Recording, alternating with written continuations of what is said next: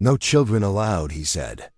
For years, a wealthy man lived by that one cold rule. His mansion was silent, his heart locked away. But when his black maid had no choice but to bring her little toddler into his home, everything changed. What started as anger turned into shock when the boy toddled over, touched his knee, and whispered 4 words that shattered the silence. "Mommy says you're my daddy." Suddenly, whispers spread, neighbors judged, and secrets long buried began to rise. Is this innocent child really the key to healing a broken man's past, or the spark that could destroy them all?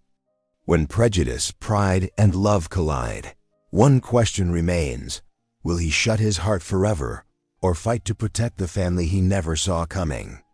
Drop a comment below and share which part of the world you're tuning in from today. If you enjoy stories like this, don't forget to subscribe for more. The golden rays of early morning sunlight streamed through the tall windows of Whitmore Mansion, casting long shadows across the polished marble floors. Charles Whitmore sat alone at the massive oak dining table, methodically cutting his eggs Benedict into precise, small bites. The only sounds were the quiet clink of sterling silver against fine china and the distant ticking of the grandfather clock in the hallway. At 72 years old, Charles had his breakfast routine down to a science. 2 eggs Benedict, 3 strips of bacon, and exactly 2 pieces of whole wheat toast with a precise pat of butter. His coffee, black with no sugar, sat steaming in a delicate porcelain cup to his right. His gaze drifted, as it often did, to the life-sized portrait hanging above the ornate fireplace. Margaret, his late wife, smiled down at him with those warm brown eyes that had first captured his heart 45 years ago. Next to her stood their son James, forever frozen at age 8 in his Sunday best, his small hand clutched in his mother's. The car accident that took them, both had happened just 2 weeks after that portrait was completed. Sir Henderson, the butler, appeared silently at his elbow. "The gardener wanted to remind you that his grandson will not be accompanying him today, as per the household rules." Charles nodded stiffly. "Good. Remind everyone again. No children allowed on the premises. No exceptions." His voice was gruff, masking the familiar ache that rose in his chest whenever he had to repeat that particular rule. Emptiness of the mansion seemed to press in around him. 26 rooms, most of them unused now. The echo of his fork against the plate bounced off the high ceilings. Years ago, this room had been filled with laughter, with Margaret's gentle humming as she helped James with his homework at this very table. In the kitchen, Grace Johnson's phone buzzed insistently. She quickly wiped her hands on her apron and answered it, keeping her voice low. "Hello, yes, Mrs. Parker?" Her heart sank as she listened to her regular babysitter explaining about her sudden flu symptoms. No, I understand. You need to rest and get better." Grace ended the call and looked down at 3-year-old Micah, who sat quietly playing with his toy truck on the kitchen floor. He looked up at her with those big brown eyes, so full of trust and innocence. Her mind raced through her options. Her sister was out of town. Her neighbor had already left for work, and she couldn't afford to miss another day of work this month. The morning sun caught the silver threads in her dark hair as she knelt down beside her son. "Guess you'll have to come with Mommy to work today," she whispered, trying to keep the worry out of her voice. She knew Mr. Whitmore's strict rule about children, but she had no choice. She could only pray that somehow things would work out. Micah beamed up at her, completely unaware of her concerns, and hugged his truck closer. "Go with Mommy," he repeated happily, his small face lighting up with joy at the prospect of an adventure. The morning sun cast long shadows through the mansion's beveled glass windows as Grace Johnson approached the grand entrance, her heart beating faster with each step. Her 3-year-old son Micah's tiny hand was warm in hers as they climbed the limestone steps. She had never brought him to work before. It went against every rule. But today she had no choice. "Pretty house, Mommy," Micah whispered, his wide brown eyes taking in the massive wooden doors with their gleaming brass handles. Grace squeezed his hand gently. "Remember what I told you, sweetheart. You need to be very quiet and very good while Mommy works." Using her key, she quietly opened the service entrance, praying they could slip in unnoticed. But fate had other plans. As they stepped into the foyer's marble expanse, Charles Whitmore emerged from his study, his tall frame going rigid at the sight of them. "What is the meaning of this?" His voice cracked like thunder through the quiet house. His face, usually stern, turned an alarming shade of red as his eyes fixed on Micah. "You know the rules, Grace. No children allowed in this house." "Ever." Grace instinctively pulled Micah closer as he trembled against her leg. "Mr. Whitmore, sir, I'm so sorry. My babysitter canceled last minute, and I had nowhere else. No excuses." Charles roared, his hands clenching into fists at his sides.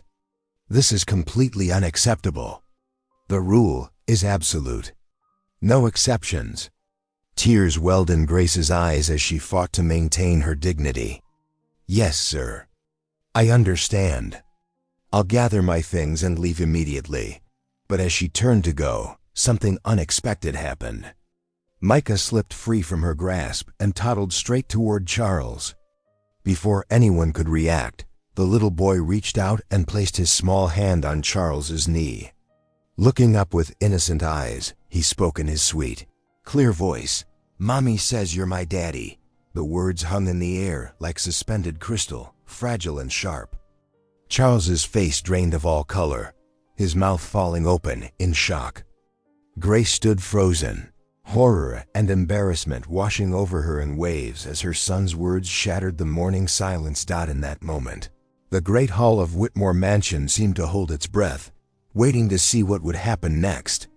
The ticking of the grandfather clock echoed like thunderclaps in the deafening quiet, marking each second of the unbearable tension between the wealthy white businessman, his black housekeeper, and the little boy who had just turned their carefully ordered world upside down.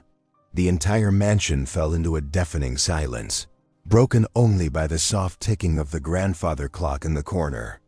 Charles Whitmore stared at the small boy before him, his face draining of color as Micah's innocent words echoed in his mind. "Mommy says you're my daddy." Grace's hands trembled as she reached for her son. I would never say such a thing, Mr. Whitmore." Her voice quivered with panic and disbelief. Micah must have misunderstood something. Children, they make up stories sometimes. Charles's jaw tightened as he struggled to maintain his composure. "Clearly, this is just a child's overactive imagination." His words came out clipped and precise, but his hands gripped the edge of his desk until his knuckles turned white. "Nothing more, Daddy said?" Micah asked, his innocent eyes fixed on Charles's face with genuine concern. "I am not your father," Charles said firmly, though his voice lacked its usual sharp edge. Something in the boy's direct gaze made it difficult to maintain his typical stern demeanor. Grace quickly gathered Micah into her arms, her cheeks burning with embarrassment. "I'm so sorry, Mr. Whitmore. We should go. I'll find another sitter." "No," Charles surprised himself with the word. You may stay. For today only. The boy must remain in the kitchen while you work. And this," he gestured vaguely between them, "this misunderstanding will not be mentioned again." Throughout the morning, Grace worked with extra diligence, keeping Micah occupied with paper and crayons at the kitchen table.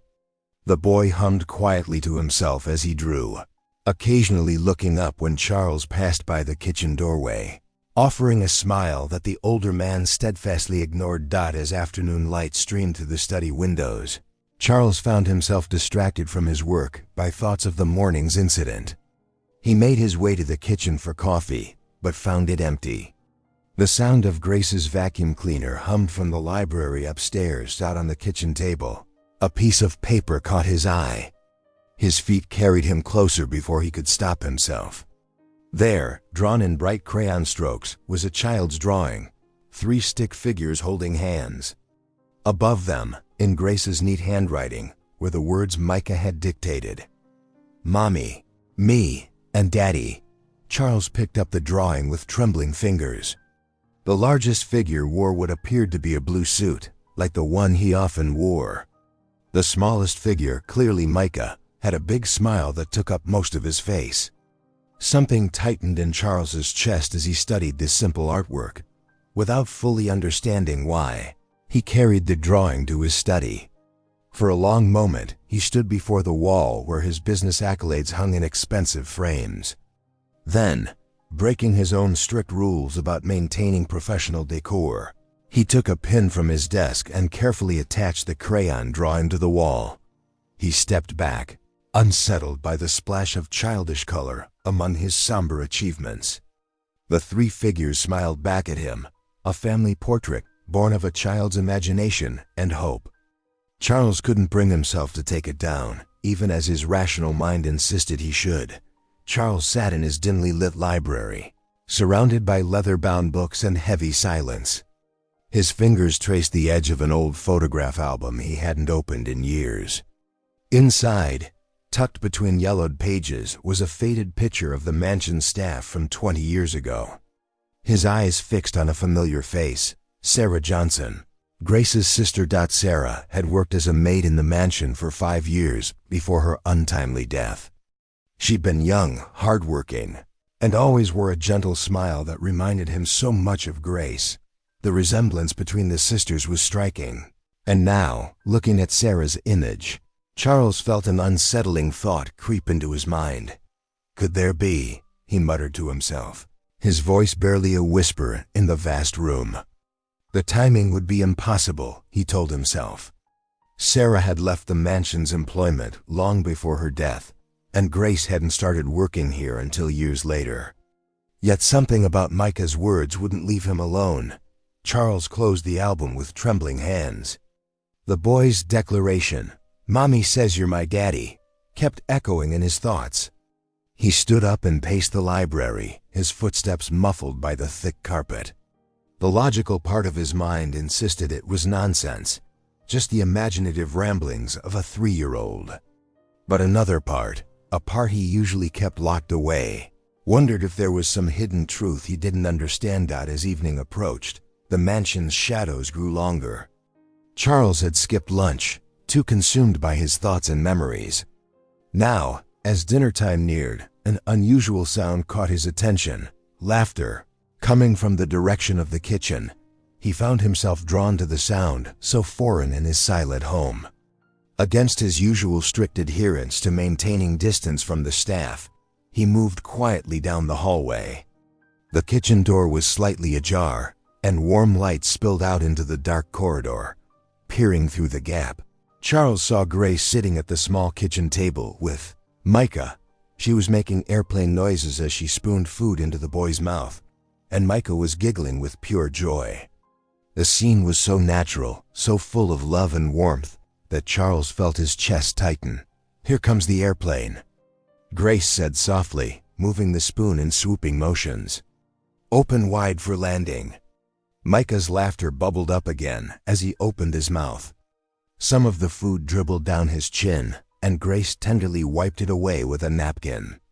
The kitchen, usually a place of quiet efficiency, had transformed into a haven of maternal affection and childish delight.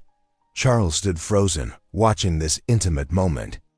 The warmth radiating from their interaction seemed to highlight just how cold and empty the rest of his mansion had become. For the first time in years, he realized that his grand home, for all its impressive furnishings and careful order, lacked the one thing that truly mattered: life itself. The morning sun streamed through the mansion's tall windows as Grace stood nervously in Charles's study, her hands clasped tightly together. Micah clung to her skirt, his small fingers wrapping in the fabric. "Just one more day," Charles said gruffly, not meeting her eyes. "The boy can stay, but he must remain quiet and well-behaved." Relief flooded Grace's face. "Thank you, Mr. Whitmore. I promise he won't be any trouble." Throughout the morning, Charles found his attention drawn to the child more than he cared to admit. While reviewing business documents, he caught glimpses of Micah carefully coloring at a small table Grace had set up in the corner. The boy's tongue stuck out slightly as he concentrated, reminding Charles of another little boy from long ago. Micah dropped his spoon, and it clattered loudly on the kitchen floor. Instead of crying or making a fuss, he looked up at Charles with wide, apologetic eyes. "Sorry, sir," he said softly, just as Grace had taught him. Charles felt something shift in his chest. It's all right," he managed, surprising both himself and Grace. Later, while Grace dusted the living room, Micah toddled over to Charles's armchair with a picture book. Without a word, he climbed onto the chair next to Charles and opened the book in his tiny lap. Charles sat frozen, unsure what to do, but found himself leaning slightly to see the colorful pages. Grace watched from across the room, her heart racing with both hope and fear. Hope that perhaps Mr. Whitmore's ice-cold exterior was finally thawing, but fear of what this meant for their future. She had worked too hard to risk losing this job. That afternoon, Mrs. Eleanor Blackwood, one of the wealthiest women in town, arrived unannounced. She swept into the mansion wearing an expensive hat and a disapproving expression. Her sharp eyes immediately spotted Micah playing quietly with his toys in the corner. "Charles!" she exclaimed, her voice dripping with false concern. "I had no idea you were allowing children in the house now." Before Charles could respond, Mrs. Blackwood's gaze landed on Grace, who was straightening the curtains. Her lips curved into a knowing smirk. After Mrs. Blackwood left, Grace went into town to pick up some cleaning supplies. As she walked past the grocery store, she overheard two women talking in low voices. "Did you hear about Charles Whitmore's maid?" One whispered. "Bringing her child to work, trying to pass him off as his." "How desperate," the other replied. "Using an innocent child to trap a wealthy widower. Shameful." Grace's hands began to shake as she hurried past them. More whispers followed her down the street, each one cutting deeper than the last. By the time she returned to the mansion, her eyes were burning with unshed tears. She clutched the cleaning supplies to her chest, wondering if she had made a terrible mistake in bringing Micah to work. The security of their future hung by a thread, and she could feel it starting to fray. Charles paced in his study, his footsteps heavy on the hardwood floor. The morning light cast long shadows through the windows as he watched Grace dusting the shelves. His mind had been turning over Micah's words for days, and he couldn't stay silent any longer. "Grace," he said firmly, causing her to pause mid-motion. "We need to discuss something important." She turned slowly, her expression carefully neutral. "Yes, Mr. Whitmore?" "The boy, Micah." Charles cleared his throat. "I need to know about his father." Grace's shoulders stiffened, but she held her head high. "Sir, I mean no disrespect, but that's a private matter. Not when your son is claiming I'm his father," Charles said, his voice sharp. "I need to know the truth." Grace set down her dusting cloth and faced him squarely. "Mr. Whitmore, I have never ever told Micah you were his father." "His real father," she paused, swallowing hard. "He left before Micah was born. Never even knew I was expecting." Charles studied her face intently, searching for any sign of deception. "You're certain you never mentioned my name to him?" "I would never do that, sir," Grace replied with quiet dignity. "I've raised my boy, to be honest, just like my mama raised me. Whatever Micah said, it came from his own imagination, not from anything I told him." Later that afternoon, Charles had business in town and spotted Grace at Morton's grocery. She was carefully selecting items from the clearance bin, counting coins in her palm. What caught his attention, though, was the way other shoppers treated her. Mrs. Peterson, the banker's wife, deliberately turned her cart away when Grace approached. The teenage clerk snickered with his friend when Grace asked about discounted bread. Even old Mr. Morton himself watched her with suspicious eyes from behind the counter. Charles heard the whispers. Using that poor child to trap the richest man in town. Probably planned it all along. Shameless. Something shifted inside Charles as he watched Grace maintain her composure, though her hands trembled slightly as she placed her meager items on the counter. Without a word, he stepped forward and stood beside her, pulling out his wallet. "Add these items to my account, Morton," he said firmly, his voice carrying through the suddenly silent store. Grace started to protest, but Charles held up his hand. The other customers froze, staring open-mouthed as Charles Whitmore, the town's most prominent citizen, stood shoulder to shoulder with his maid at the checkout counter. Mr. Morton fumbled with the register, his face red. Yes, Mr. Whitmore, right away, sir." The evening sun cast long shadows across the mansion's dining room as Charles cleared his throat awkwardly. "Grace, would you and Micah care to join me for dinner tonight?" Grace's hand froze mid-polish on the silver candlestick she'd been cleaning. In 15 years of working at the mansion, this was the first time Charles had ever made such an invitation. "Sir, that's very kind, but please," Charles said softly, his eyes drifting to Micah, who was playing quietly with his toy truck on the Persian rug. It's been too long since this table held a proper family dinner. The dining room, with its massive mahogany table that could seat 20, had been set for just 3 places. Grace helped Micah into the chair that had once belonged to Charles's son, trying not to notice how Charles's hands trembled slightly as he watched. "Would you like me to say grace, Mr. Whitmore?" Grace asked gently. Charles nodded, bowing his head as Grace's warm voice filled the room with a simple prayer of thanksgiving. The aroma of roast chicken and vegetables wafted up from their plates, and Micah's eyes widened at the sight of the perfectly arranged food. "It looks like a picture," the little boy exclaimed, making both adults smile. As they ate, the formal dining room seemed to grow warmer somehow. Micah chattered about his toy trucks and the butterflies he'd seen in the garden that morning. His innocent observations drew unexpected chuckles from Charles, who found himself relaxing into the comfortable atmosphere. "More peas, please," Micah requested, holding up his plate with both hands. "We say, 'May I have?'" "Micah," Grace corrected gently. "May I have more peas, please?" Micah repeated carefully, beaming when Charles served him another spoonful. After dinner, Charles surprised them again.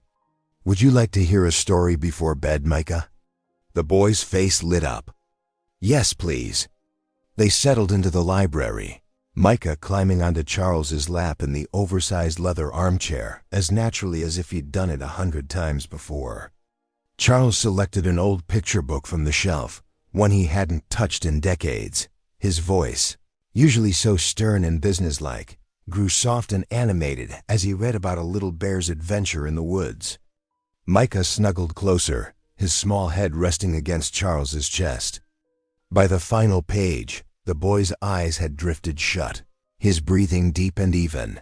Charles sat there for a long moment, feeling the warm weight of the sleeping child against him. Grace moved to take him, but Charles shook his head and carefully stood, cradling Micah in his arms. He carried him to the nearest guest room, where Grace turned down the covers. With gentle movements, Charles laid Micah on the bed, tucking the blankets around his small form. He stood there, gazing down at the sleeping child, something soft and vulnerable crossing his usually stern features. In the dim light, he reached out and brushed a curl from Micah's forehead with trembling fingers, caught in a moment of unexpected tenderness. The morning sun painted golden patterns across the mansion's manicured lawn as Charles stood at his study window, watching Micah chase butterflies in the garden. The boy's laughter carried through the open window, a sound that stirred something deep within Charles's heart. "Go ahead, Micah," Charles called out, his voice gentler than it had been in years. "The flowers won't mind if you get a little closer." Grace watched from the kitchen window, her hands submerged in soapy dishwater, her heart swelling at the sight of her son's uninhibited joy. But her happiness was tinged with anxiety as she noticed Mrs. Henderson and Mrs. Patterson, 2 prominent neighbors, slow their morning walk to stare disapprovingly through the iron gates. The women's whispers carried across the morning air. "Disgraceful," one muttered. "Letting that child run wild in such a distinguished garden." Charles noticed them too, but rather than retreat inside as he might have done just days ago, He straightened his shoulders and walked out into the garden. He knelt beside Micah, showing him how to cup his hands around a particularly vibrant butterfly without touching it. "Look, Mr. Charles." Micah squealed with delight. "It's orange like the sun." "That's a monarch butterfly," Charles explained, his voice carrying clearly to the shocked neighbors. "They're very special visitors to our garden." The neighbors hurried away, but their disapproval lingered like a storm cloud. Grace's hands trembled slightly as she dried the dishes. She loved seeing her son so happy, so accepted, but fear gnawed at her heart. The town's judgment could make life difficult for all of them. Throughout the day, more neighbors found excuses to walk past the mansion, each showing varying degrees of disapproval. Some merely shook their heads while others stopped to openly stare. But Charles remained steadfast, even joining Micah and Grace for a picnic lunch on the lawn. As evening approached, Charles sat in his study, surrounded by family photographs and financial documents. His eyes kept returning to the crayon drawing Micah had made, still pinned to the wall. The simple joy in those childish lines struck a chord deep within him. Making a decision, Charles began writing, his pen moving with purpose across the paper. When Grace came in to bring his evening tea, he looked up with determination in his eyes. "Grace," he said, his voice filled with emotion, "I've been thinking about legacy, about making a real difference." He gestured for her to sit down, something he'd never done before. "I've decided to establish a scholarship fund in your family's name. It will support young children of color in our community, providing them with educational opportunities they might not otherwise have." Grace stood frozen, the tea tray trembling in her hands. She carefully set it down before sinking into the offered chair, her eyes wide with disbelief. "Sir, I don't know what to say," she whispered, tears welling in her eyes. Charles smiled gently, the first real smile Grace had seen from him in years. "You don't need to say anything. Your family, you and Micah, you've taught me more about love and courage than I've learned in all my years. It's time I put my resources toward making a real difference in this community." Grace remained speechless, overcome with emotion as she stared at the man who, in just a few short days, had transformed from a bitter recluse into someone who dared to challenge the status quo of their small town. The autumn breeze rustled through the trees as Charles's black Lincoln pulled into the church parking lot. His hands gripped the steering wheel tightly, aware of the eyes that would soon be upon them. In the back seat, Micah bounced excitedly, his Sunday best slightly wrinkled from the car ride. "Remember what we practiced?" "Micah," Grace whispered, smoothing down her son's collar. Her own navy dress had been carefully pressed for this important day. As they stepped out of the car, Charles took a deep breath. Without hesitation, he reached down and took Micah's small hand in his. The boy beamed up at him, and Charles felt his nervousness melt away. Grace walked beside them, her head held high despite the sudden hush that fell over the churchgoers gathered on the steps. Mrs. Henderson's coffee cup froze halfway to her lips. Mr. Patterson's conversation with the deacon died mid-sentence. The whispers that had plagued Grace for weeks suddenly ceased, replaced by stunned silence. Charles led them up the church steps, nodding politely to those they passed. Inside the packed sanctuary, they took their seats in the front pew. Micah climbed onto Charles's lap, an action that would have been unthinkable just weeks ago.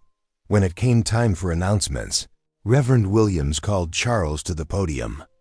The wealthy businessman stood, straightening his tie as he approached the microphone. His voice, usually so commanding in board meetings, held a gentle warmth that surprised even him. "Many of you knew Sarah Johnson," he began, his eyes finding Grace in the crowd.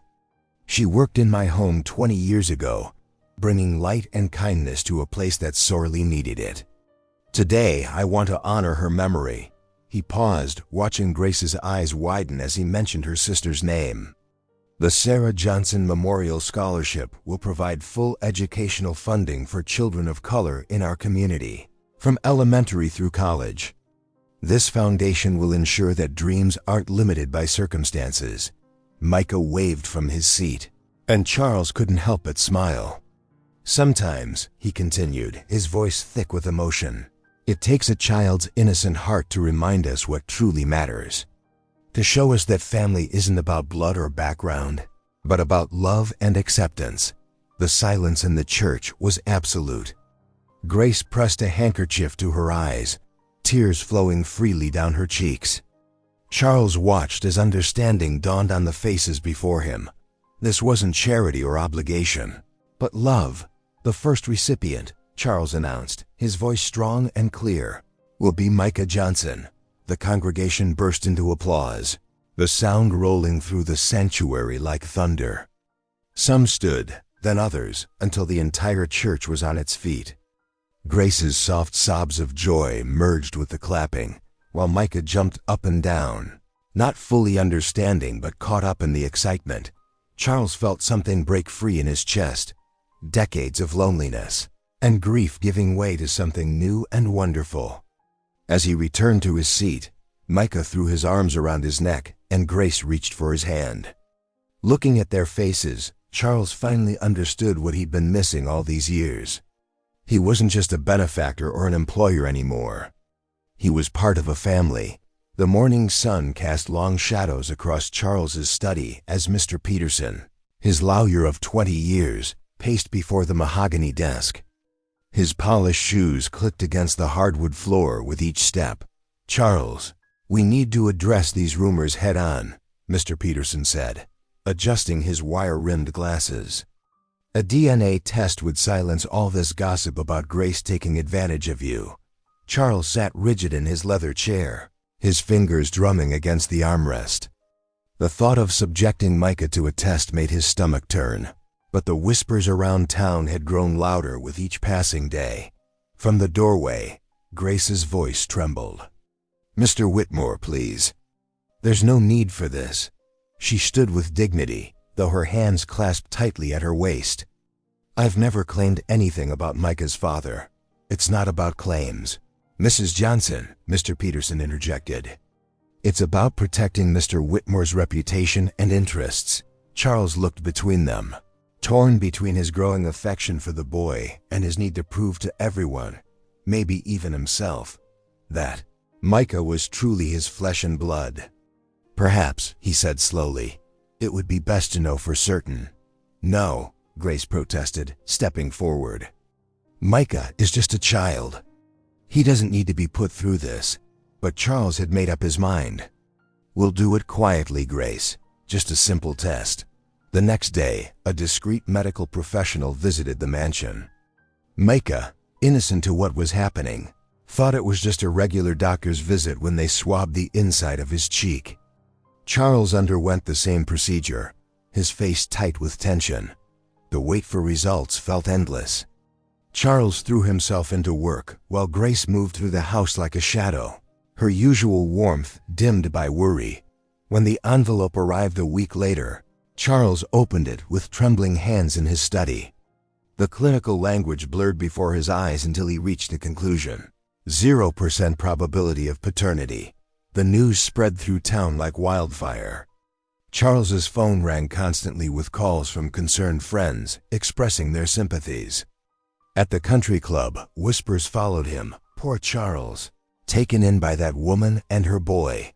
Grace found out through the kitchen staff's gossip. She stood at the sink, shoulders shaking, as she heard them discussing how Charles had been fooled. That evening, she began packing her belongings, unable to face the humiliation any longer. Charles retreated to his study, the familiar coldness seeping back into his bones. The crayon drawing still hung on his wall. Mommy, me, and Daddy, now seeming to mock him. He sat in silence, the warmth that had begun to fill his home draining away with each passing hour.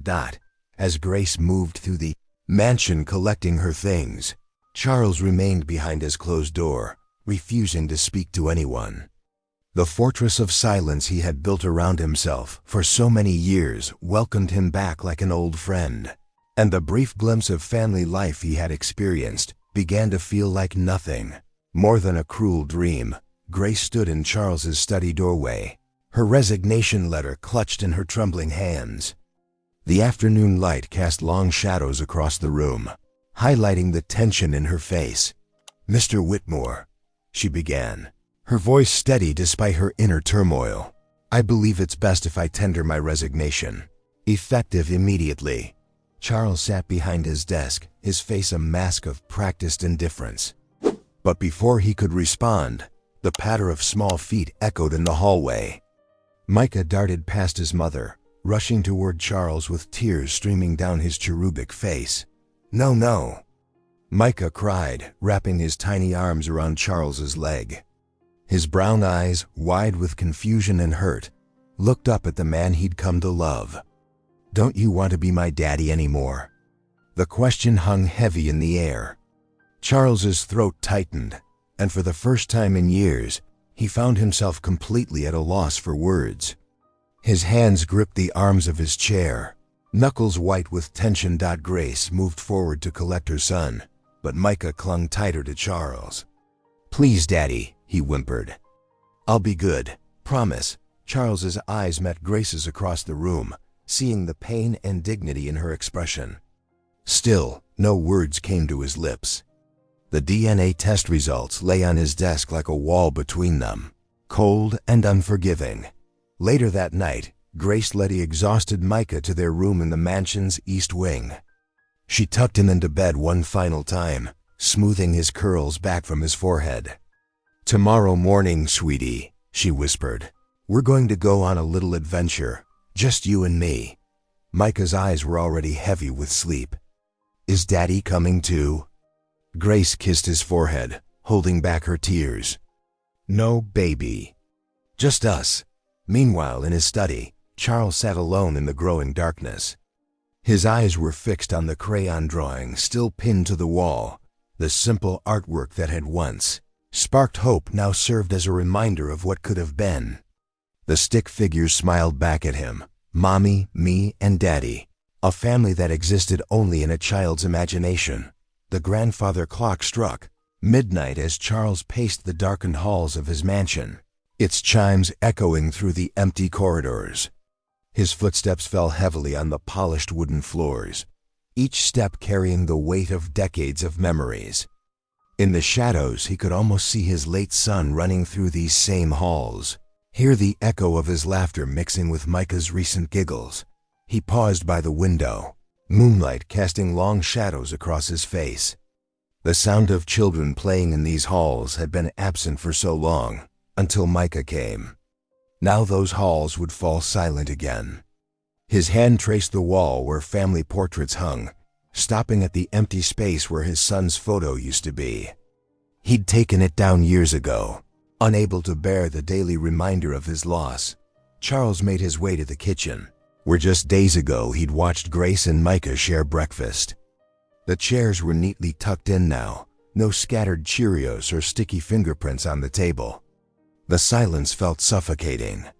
He could still hear Micah's voice calling him Daddy, a word that had once brought him such joy, then pain, and now confusion.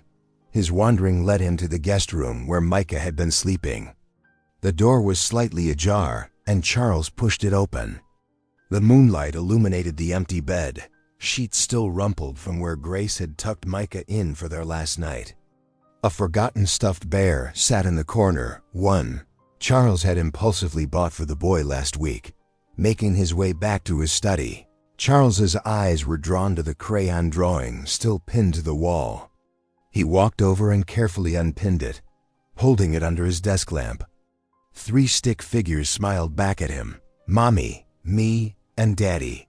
The simplicity of a child's love, unburdened by society's prejudices or biological facts, stared back at him. As the first hints of dawn began to color the sky outside his window, Charles's hands trembled as he held the drawing. In that moment, watching the sun slowly rise over his empty mansion, a profound realization washed over him. Love wasn't about DNA, tests, or bloodlines. It wasn't about what society expected or what lawyers advised. Love was a choice, a daily decision to open one's heart despite the risks, despite the pain, Despite the past, the morning light caught the tears in his eyes as he looked at the crayon drawing one more time. The truth had been there all along, drawn in wobbly lines and bright colors by a child who saw family not in terms of biology, but in terms of love. The morning sun cast long shadows across the train platform as Grace stood quietly with her 2 worn suitcases, holding Micah's small hand in hers. The early morning air was crisp, and wisps of steam rose from the idle train waiting at the station. Micah clutched his stuffed bear, the one Charles had given him, tightly to his chest. Around them, townspeople gathered for their morning commute, but instead of going about their business, they huddled in small groups, whispering behind raised hands. Their judgmental glances cut through Grace like knives, but she held her head high, determined to maintain her dignity even now. "Mommy, why are people staring?" Micah asked innocently, his voice carrying across the platform. Grace squeezed his hand gently. "Don't mind them, baby. Just keep looking at the pretty train." A group of well-dressed ladies nearby barely concealed their disdain. Can you believe she actually thought she could fool Charles Whitmore? One whispered, loud enough for Grace to hear. "The nerve of some people," another added with a sniff. Grace pulled Micah closer, shielding him from their words. The station clock showed 7:55, just 5 more minutes until their train would carry them away from all of this. Away from the whispers, the judgment, and the heartache of leaving behind what had briefly felt like home. The train whistle blew its first warning, piercing the morning air. Porters began calling for passengers to board. Grace gathered their bags, her hands trembling slightly as she reached for Micah. Suddenly, a commotion erupted at the far end of the platform. People turned and began stepping aside, creating a path through the crowd. A familiar voice called out, growing louder and more urgent with each step. "Grace! Grace, wait!" It was Charles, running through the crowd, his usually perfectly pressed suit disheveled, his face flushed from exertion. Before Grace could process what was happening, Micah's face lit up with pure joy. He pulled away from her grasp, dropping his teddy bear as he called out with all his heart, "Daddy!" Charles dropped to one knee on the wooden platform, his eyes level with Micah's. The train's steam swirled around them like morning mist as he placed gentle hands on the boy's shoulders. "Micah," he said, his voice thick with emotion, "I've been a fool. A stubborn, prideful old fool." He glanced up at Grace, then back to the child. "Blood doesn't make a family. Love does.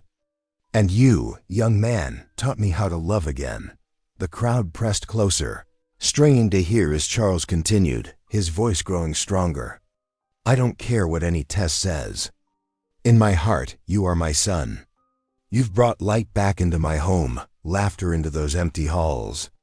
Will you let me be your father? Not just in name, but in every way that matters?" Turning to Grace, Charles's eyes filled with tears. "Grace, I am so sorry. Sorry for doubting, for letting others' opinions matter more than what I knew in my heart to be true. Please, please don't leave. Let me make this right. I want to adopt Micah legally, to give him my name, to protect you both." He reached into his pocket, pulling out the crayon drawing that had started it all. "This picture showed me what could be, what should be. Our family." Grace's hands flew to her mouth, tears spilling down her cheeks. "Charles, I never meant to. I know," he interrupted gently. "You never lied. You never tried to trick me. It was Micah's pure heart that saw what I was too blind to see, that we could be a family. If only I was brave enough to choose it." Micah looked between them, hope shining in his eyes. Grace's tears fell faster as she reached out, pulling Charles to his feet and into a tight embrace. Micah didn't wait for an invitation. He threw his arms around both their legs, squeezing tight. The watching crowd, who moments ago had been whispering cruel judgments, fell into stunned silence. The only sound was the gentle hiss of the train's steam and the soft sobs of joy from the newly formed family holding each other on the platform, The mansion's garden burst with life on a warm Sunday afternoon, a stark contrast to its formerly silent state. Children's laughter floated through the air like music, their excited voices carrying across the carefully tended flower beds and manicured lawns. Little ones from Grace's church darted between rose bushes and along stone pathways, playing hide and seek and tag. Charles sat cross-legged on a checkered blanket spread across the grass, helping Micah build a tower with wooden blocks. His suit jacket was off, his sleeves rolled up, a sight that would have been unthinkable just months ago. Every time the tower toppled, Micah's giggles made Charles's heart soar. "Higher, Daddy! Let's make it touch the sky!" Micah exclaimed, carefully placing another block on top. Inside the mansion, Grace moved with practiced ease through the kitchen, putting final touches on a Sunday feast. The smell of roasted chicken, fresh bread, and apple pie wafted through open windows. Church members had brought additional dishes, creating a potluck that filled every available counter space. Mrs. Thompson, one of the church elders, helped Grace arrange plates. "This house hasn't seen such joy in decades," she remarked, smiling as children's laughter drifted in from outside. Grace nodded, her eyes misting slightly as she watched through the window. Charles was now giving Micah a piggyback ride, both of them laughing as they chased other children around the garden. After dinner was served and enjoyed, the entire group gathered near the mansion's front gates. Charles stood tall, his hand holding Micah's small one while his other arm wrapped around Grace's waist. Together, they watched as the gardener carefully removed the old "No Children Allowed" plaque that had hung there for so many years. In its place went a new sign, its fresh paint gleaming in the golden sunset light. "All God's children welcome." The gathered crowd applauded as Charles, Grace, and Micah stood together, their silhouettes outlined against the painted sky. They were no longer three separate souls, but one family, bound together by love stronger than blood or tradition. Thank you for listening. Stories connect us in the most unexpected ways. If you felt that spark today, make sure you're subscribed. I share a new one daily, and the next might change your day.